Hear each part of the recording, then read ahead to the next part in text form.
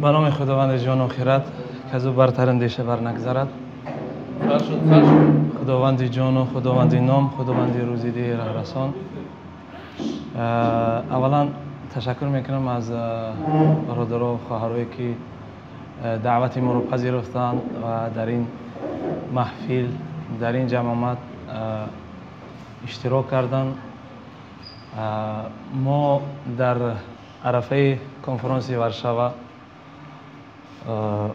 کنفرانس OBC 2024 قرار داریم و حالا در مهمانی ما رئیس حزب نهضت اسلامی تاجیکستان، همزمان راهبر پیمان ملی تاجیکستان استاد محیدین کبیری حضور دارند در ورشوا یا که در کنفرانس ورشوا و خواستیم یک واخوری با اعضا و جانبداران با برادران و خواهران داشته باشیم. حالا سخن را با استاد محیدین کبیری رهبر پیمان ملی تاجیکستان می‌دهیم تا سخنرانی خود را در این راستا کرده باشند. بفرمایید.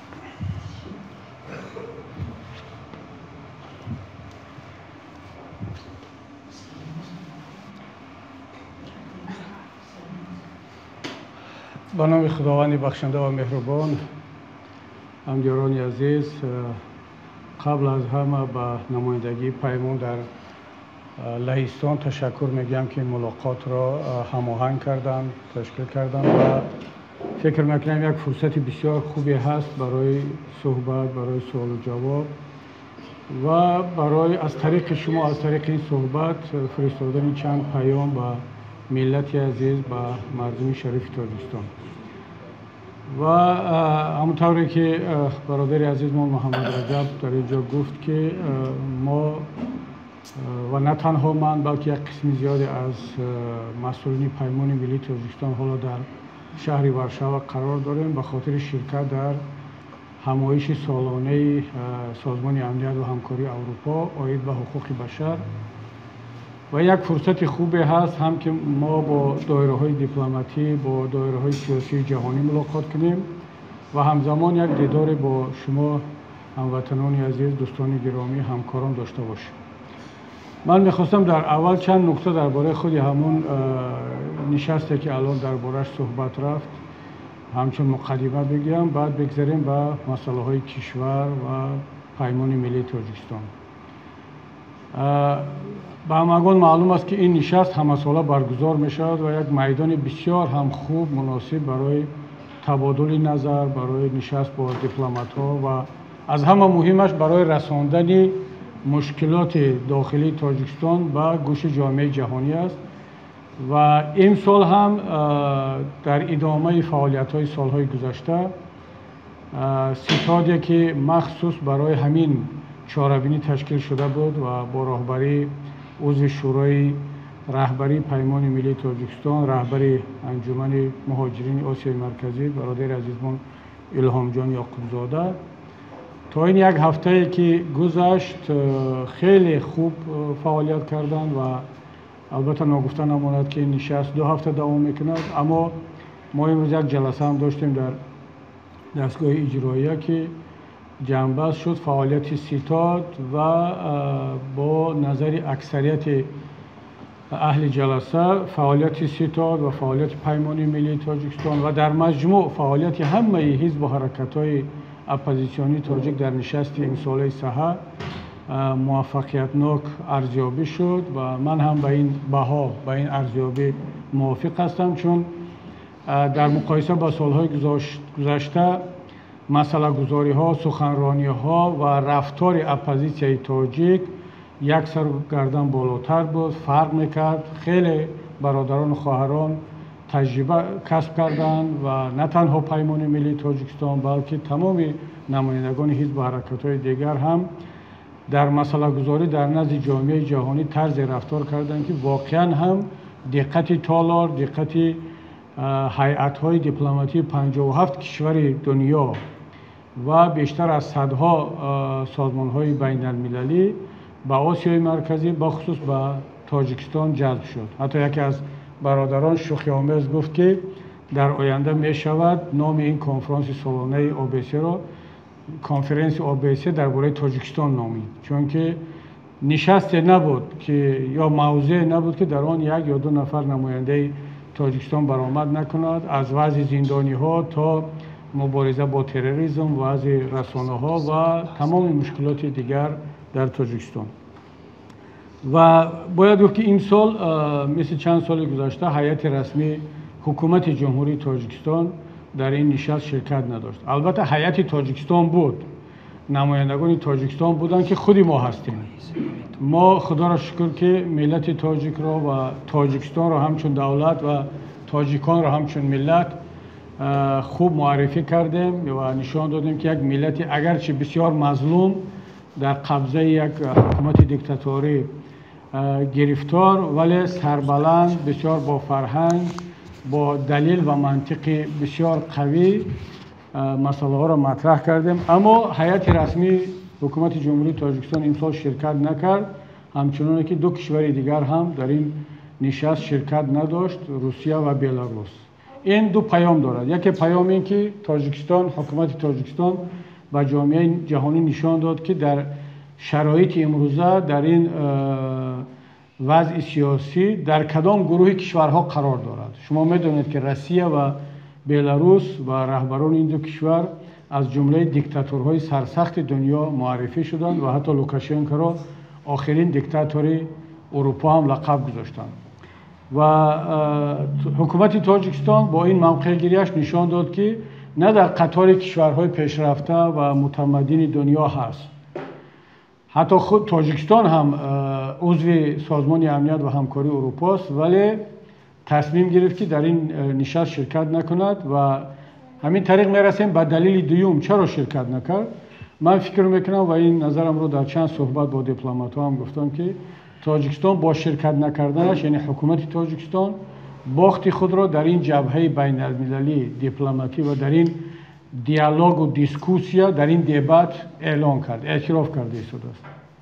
ما چندین کشورهای دیگر داریم که مثل حکومت تاجیکستان از طرف دیکتاتورها رهبری میشوند، مثل ترکمنستان، مثل دیگر کشورهای آسیای مرکزی، ولی در این نشست هیئت رسمیشان شرکت میکنند، کوشش میکنند که با مخالفین خود و جامعه شهروندی با نظر سازمانهای بین المللی جواب بگیرند، حداقل خود را سفید کنند. اما حکومت جمهوری تاجیکستان درک کرد که دیگر هیچ دلیل، هیچ منطق در برابر گفته‌های ما و شما، در برابر اون حجم بزرگ از فکت و دلیل دیگر ندارد. چون وقتی که ما با دلیل صحبت میکنیم که در تاجیکستان بیشتر از 1.5 زندانی سیاسی است و یک گپی عمومی نه، با آوردن نام، عکس، دلیل و وقتی که درباره وضع رسانه‌ها، زندانی شدن بلاگرها، ژورنالیست‌ها و حتی زندانی شدن سیاستمدارانی که یک زمان خودشان جانبدار رحمان بودند، اینا وقتی که با دلیل و فکت و رقم آورده می شود، طبیعی است که هیئت رسمی جمهوری تاجیکستان غیر از فرار کردن، غیر از گریختن از این منبر و از این صحنه دیگر راه دیگر نداشت. و من فکر میکنم که این بزرگترین دستاورد فعالان جامعه شهروندی تاجیکستان هست که توانستند هیئت رسمی حکومت را به حاشیه بفرستند، اصلا از میدان بیرون کنند. اگرچه خودی من شخصا جانبدار آن هستم، میمانم که هیئت رسمی شرکت کند، حرف مردم را بشنود و این خودش وقتی که این بحث و سوال و جواب ها مثل سالهای گذشته در دالان ها و در تالارهای رسمی OBSE می شود، یک مقدار انگیزه مبارزین را هم برای شرکت کردن بیشتر میکند. خب این چند جمله را به خاطر آن گفتم که مردم عزیز و شما دوستان درباره این نشست و درباره نتیجه و دستاوردهای آن معلومات داشته باشید. حالا میخواستم چند نکته دیگر رو در رابطه با وضع خودمون در صفوف مبارزین و نیروهای آزادیخواه، کسانی که برای این ملت و این وطن نه تنها در تالارها و دالانهای OBSE و سازمانهای بین المللی، در همه جبهه‌ها در حال مبارزه هستیم. دوستان گرامی، یادمان نرود که ما وقتی که خود را در راه مبارزه و در مخالفت یا اپوزیسیا یک نیروی دیکتاتوری، یک حکومت دیکتاتوری اعلان میکنیم، این با تمام معنا از وضعیت مبارزه های سیاسی کشورهای دیگر فرق میکند. مثلا ما در تمام دنیا داریم حکومت ها و داریم اپوزیسیا. در اروپا، در امریکا، در کشورهای دموکراتی آفریقایی، آسیایی حکومت است، اپوزیسیا است. و در یگان گوشه دنیا که اونجا حکومت های مردمی هست، قانون محور هست، اپوزیسیا دشمنی دولت، دشمنی ملت، دشمنی مردم معرفی کرده نمی شود. در هیچ گوشه دنیا که در اونجا قانون حاکمیت دارد، در اونجا فرهنگ سیاسی است، در اونجا نظام دولتداری شکل گرفته است. تنها در کشورهایی که در اونجا حکومت‌های دیکتاتوری یا خانوادگی یا فردی یا حتی یک حزبی وجود دارد، در اونجا اپوزیسیا به معنای دشمن، به معنای تنها به معنای رقیب نه، به معنای واقعا هم دشمن شناخته می شود که باید او از بین برود، نابود کرده شود، زندانی شود، کشته شود، ترور شود. اگر نتوانستند ترور فیزیکی کردن، ترور معنوی شود. و این وضعیت کشورهای دیکتاتوری است که متاسفانه تاجیکستان ما هم جزئی از آن هست. پس در چنین شرایط وقتی که طرف میاد با تمام قوا شما را میخواد از صحنه دور کند، فقط به خاطر آنکه شما مخالف هستید، اپوزیسیا هستید، موقع یک نیروی مبارز چگونه باید باشد؟ ما در طول این چند سال گذشته بعد از هجرت، البته وقتی که در داخل کشور بودیم اپوزیسیا بودیم، مخالفت داشتیم و این را در چارچوب نظام، در چارچوب قانون و با رعایت اون معیارها و شرایط داخل کشور پیش می بردیم. اما وقتی که سال 2015 مجبور به هجرت شدیم، باز هم اون منطقی مخالفت در خارج رو ادامه دادیم. چرا؟ برای آنکه ما واقعا هم فکر میکردیم، البته باور نداشتیم ولی امید داشتیم که میتوان با همون ادامه روش داخلی ولی یک کمتر جدیتر بالای تصمیم‌های حکومت تاثیر رساند، جامعه جهانی را متقاعد کرد که در تاجیکستان وضعیت بد است، باید یگان چاره‌های اندیشیده شود و باید گفت که اپوزیسیای تاجیک این کار خیلی خوب انجام داد. البته من 100% از خود و همکاران راضی نیستم، نباید ما تا این حد راضی باشیم، اما به انصافی میبود اگر میگفتم که کاری برادران و خواهران نتیجه نداد. ما شاید در مقایسه با تمام اپوزیسیای کشورهای سابق شوروی یگانه اپوزیسیایی باشیم که توانستیم این مقدار پرونده های زندانیای سیاسی رو به کمیته حقوق بشر سازمان ملل برسونیم. حتی روسیه با همین پهنا و با همین قدر قدرت مالی و سیاسیش اپوزیسیاش به این حد موفق نشده است، چه رسد به کشورهای دیگری آسیای مرکزی. ما چندین رزولوسی‌های پارلمان اروپا، سازمان‌های حقوق بشر جهانی را داریم و این همش بیانگر آن است که دیگر وضعیت تاجیکستان در نزد جامعه جهانی مثل آب روشن است. و حتی همین کنفرانس آبسیا سخنرانی نمایندگان تمام کشورهای دموکراتی حتما یک اشاره به تاجیکستان و بد بودن وضعیت داشت. این بیانگر آن است که اطلاع رسانی به سطح جهانی در سطح خوب بود. نکته دیوم این است که ما بعد از این همه اطلاع رسانی و کار با جامعه جهانی چه نتیجه گرفتیم؟ آیا این آورد رساند به آن که جامعه جهانی در برابر مشکلات داخلی ما یگان اقدام جدی کند یا نه؟ متاسفانه اون توجهی که جامعه جهانی، کشورهای دموکراتی و سازمانهای بین‌المللی مثلا به قضیه اپوزیسیای روسیه، وضع حقوق بشر در روسیه، در بلاروس، در حتی بعضی کشورهای دیگر مثل افغانستان، ترکیه، ایران دارد، باید اعتراف کنیم که در تاجیکستان ندارد. تاجیکستان برای اونها کشوری مهمی نیست که در اونجا منفعت‌های ژئوپلیتیکی داشته باشند. و همین بود که دیروز در یک صحبت در حاشیه صحبت اپوزیسیونر روسیه ایلیا یاشین که اینقدر توجه هست و وقتی درباره وضعیت زندانی‌های سیاسی روسیه گپ میزند، تمام کشورهای غربی توجه دارند. حتی کشورهای غربی با پوتین وارد یک گفتگو و معامله شدند و تبادل زندانی‌های دو طرفه صورت گرفت که یک عده از زندانی‌های روسیه را در اروپا دادند و در عوضش چندین زندانی سیاسی را آزاد کردند.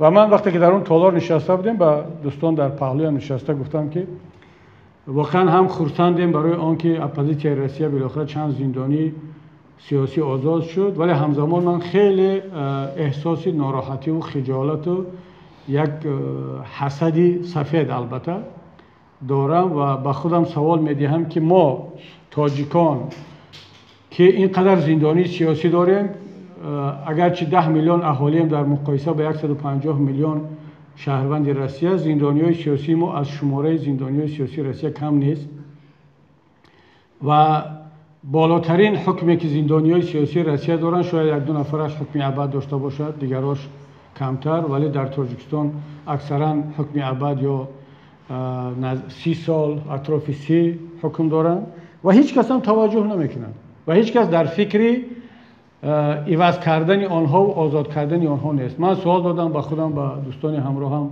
هم پهلو که ما تاجیکان چیکار باید کنیم که زندانی سیاسی تاجیک هم برابر زندانی سیاسی روسیه و بلاروس اینا قدر داشته باشد، یا بیایم پوتین رو پرزیدنت خودمون اعلان کنیم که بعد یعنی اینا چون با پوتین مشکلی دارن، اینا رقیب قوی و بزرگ رو رقیب حساب میکنن، اینا اصلا امام رحمان رو طرف حساب نمیکنن که با او وارد گفتگو شون اصلا کی هست و چی هست. یا ما یعنی حتما مثل پوتین باید پرزیدنت داشت یا با یک کشور با اوکراین اعلان جنگ کرد تا اینکه جامعه جهانی بعد بیاد در فکر زندانی‌های سیاسی باشد.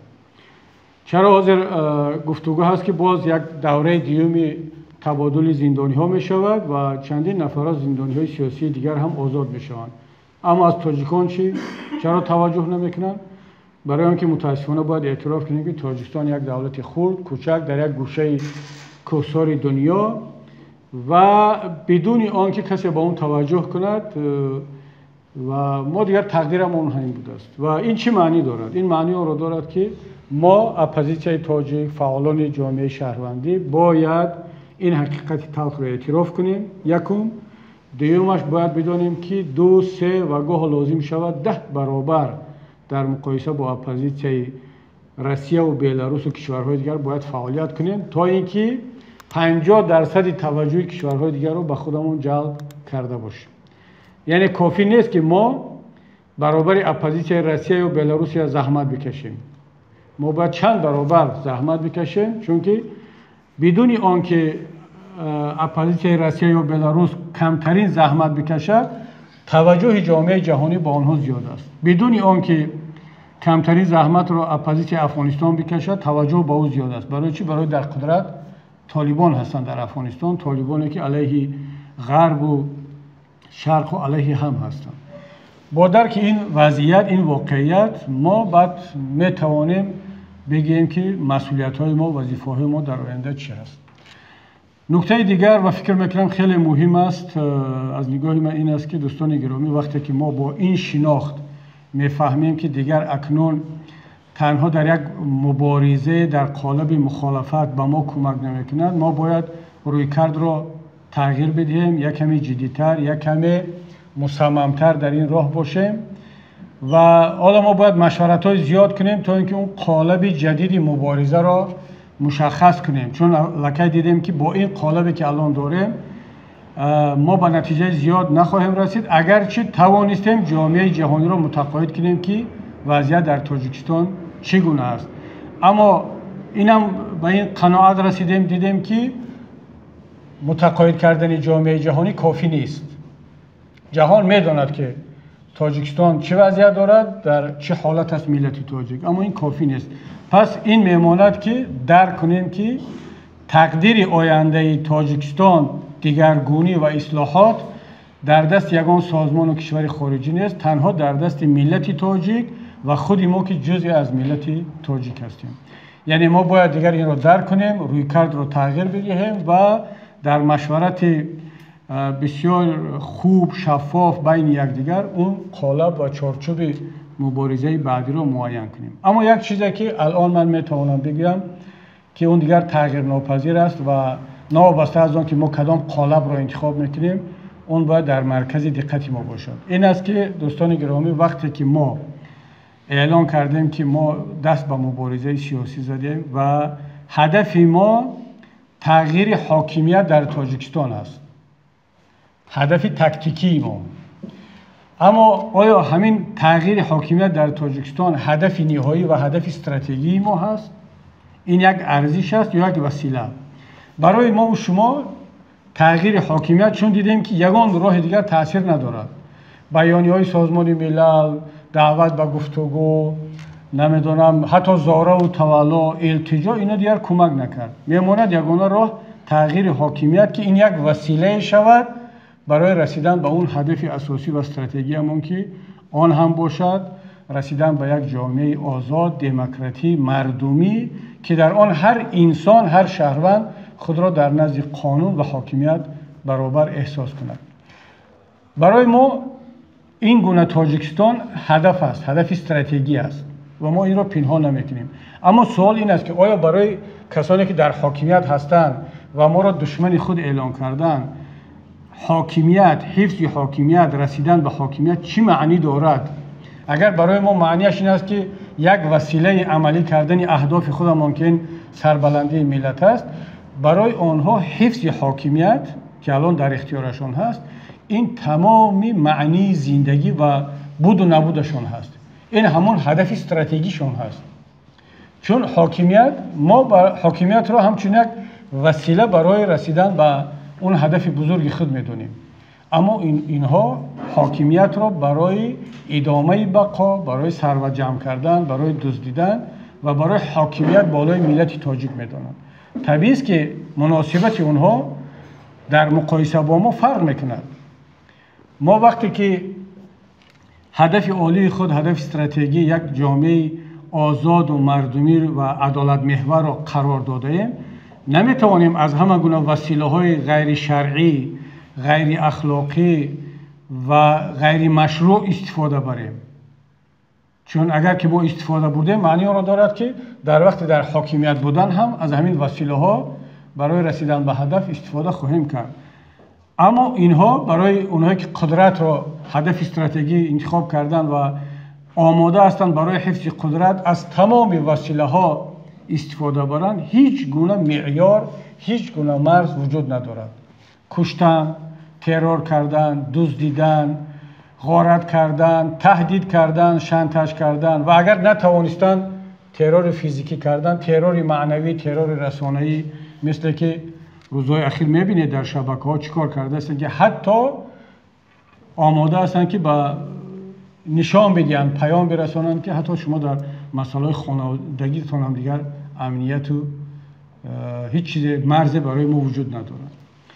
پس در چنین شرایط ما باید که خیلی با یک دیدگاه روشن، خیلی با شناخت واقعیت‌ها عمل کنیم و باید بدانیم که دوستان گرامی یک زمانی هست که ما و شما خواسته نخواسته وقتی خصوصا در داخل کشور بودیم تلاش میکردیم که کوشش کنیم به همه معقول باشیم، همه را از خود راضی کنیم. از آن جمله منم همین سیاست را داشتم. چرا؟ برای آنکه یک حزب سیاسی که در انتخابات شرکت میکند برای به دست آوردن رأی مردم تلاش میکند که یعنی خود را نزدیکتر به رأی مردم، خود را نزدیکتر به خواهش و به اون نیازهای مردم کنند. و یک گروه دیگر هستند در جامعه که اصلا اونها نه به خاطر مبارزه سیاسی بلکه طبیعتاً با اون تقاضای اسلوب زندگیشان میخواهند که همه اونها را دوست بدارند، مثل کارمندان ساحه صنعت، مثل اهل منبر، مثل هنرپیشه ها، مثل آدمان فرهنگی که اونها وظیفه‌شان همین است که قلب مردم را به دست بیارند و همیشه مردم اونها را تعریف کند، دوست بدارد و با همه مناسبت خوب داشته باشد.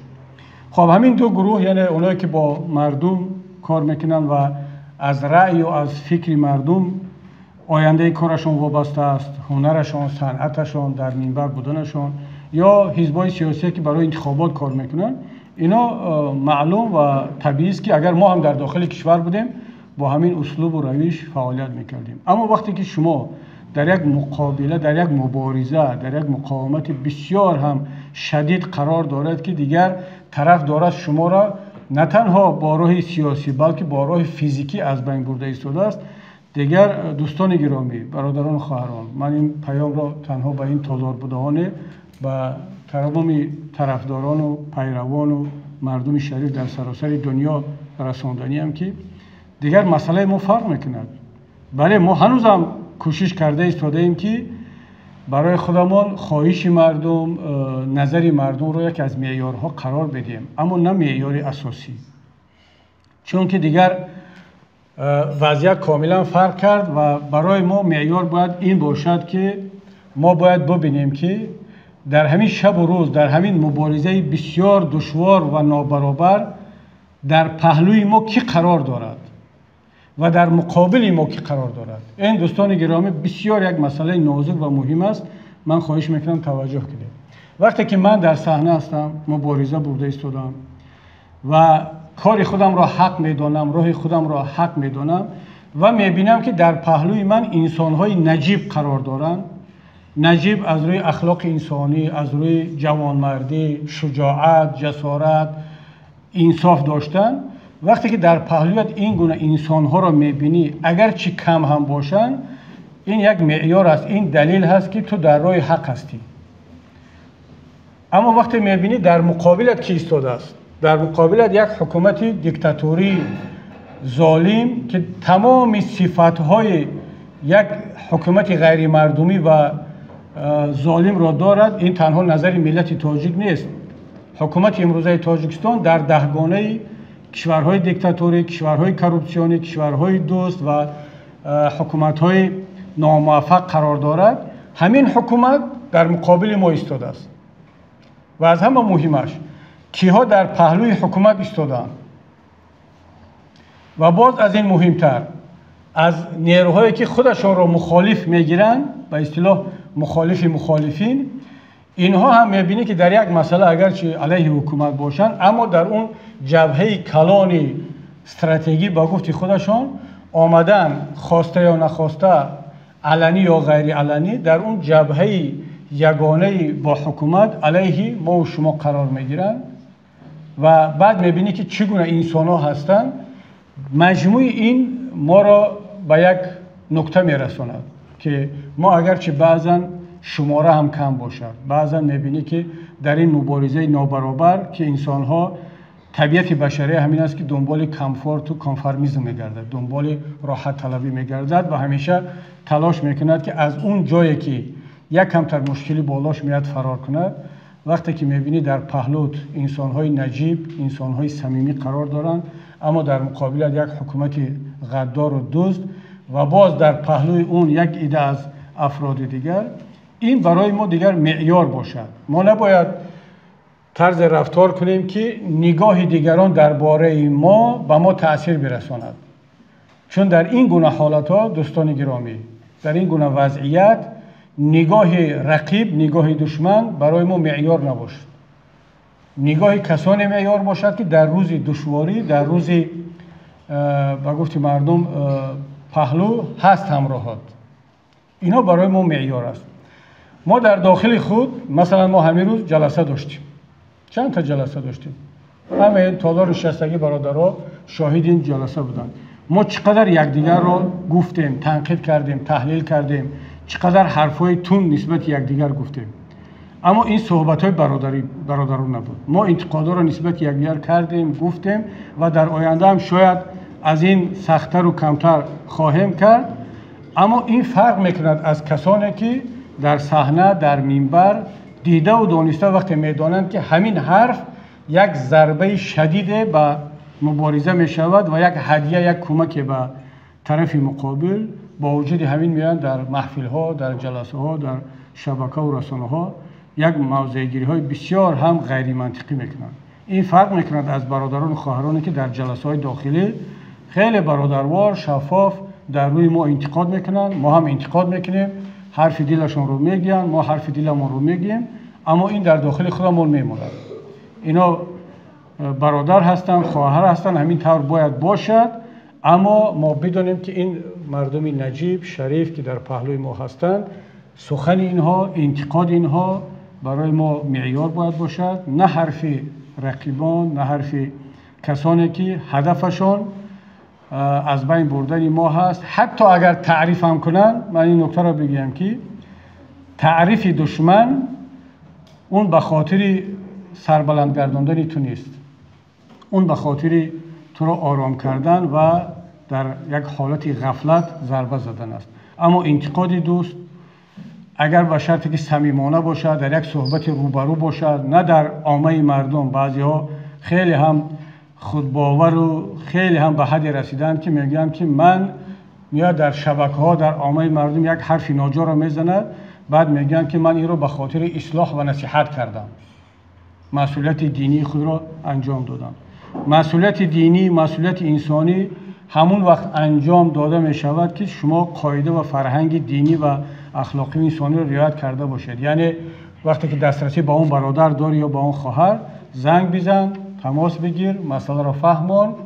اگر که واکنش نشان نداد، حالا شرط نیست که با تو راضی شود، با تو صحبت نکرد، نخواست صحبت کند، بعد برو در شبکه در هر کجایی که میخوای صحبت کن. اما همین که با 4 طرفدار و چند تا پیرو خود پیام بفرستی که ببینید من تا این حد پرقدرتم، تا این حد جسور هستم که حتی بدون مشورت و بدون رساندن به خودش در شبکه هم میتوانم بحث کنم، این نه به فرهنگ اسلامی ربط دارد، نه به فرهنگ سیاسی و نه به فرهنگ ملی.